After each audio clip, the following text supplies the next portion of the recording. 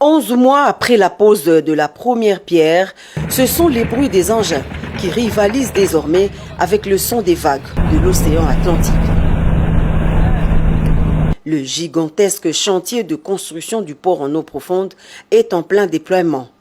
Le processus d'expropriation des occupants et autochtones étant complètement bouclé, l'heure est aux travaux d'enrochement. À ce jour, le processus d'expropriation est quasiment à son terme.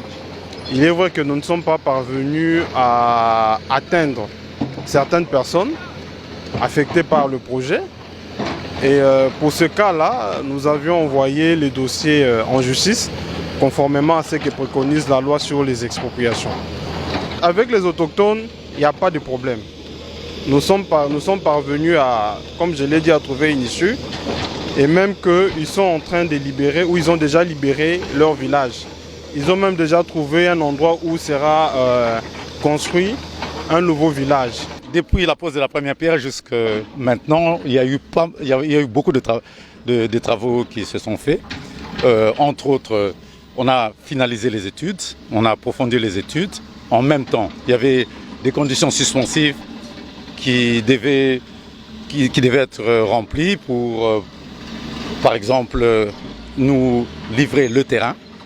Parce qu'on ne pouvait pas commencer directement les travaux quand toutes ces conditions n'étaient pas complètement remplies. Donc c'est la raison pour laquelle on a commencé les travaux proprement dits il y a un mois.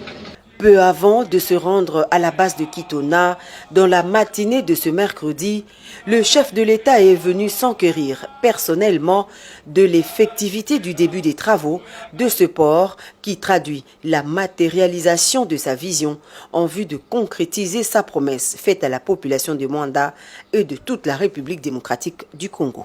C'est un projet qui est titanesque, mais au-delà de son importance comme superstructure, c'est un projet qui économiquement va apporter énormément de choses pour le pays, parce que ça sera un port en eau profonde, donc absolument il va nous rendre compétitifs par rapport aux autres ports de la sous-région.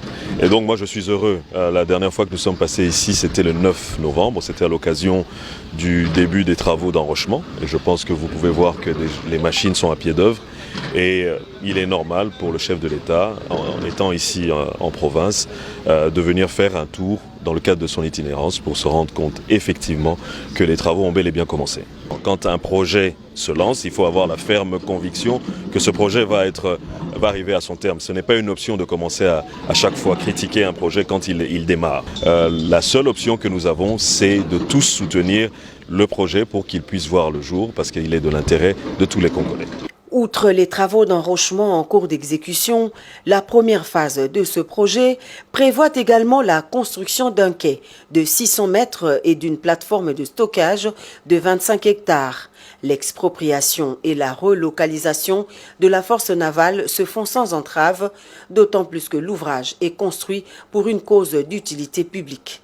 La construction du port en eau profonde de Banana, qui relève également de la souveraineté de l'État, va s'effectuer en 4 phases pour une durée minimum estimée à 36 mois.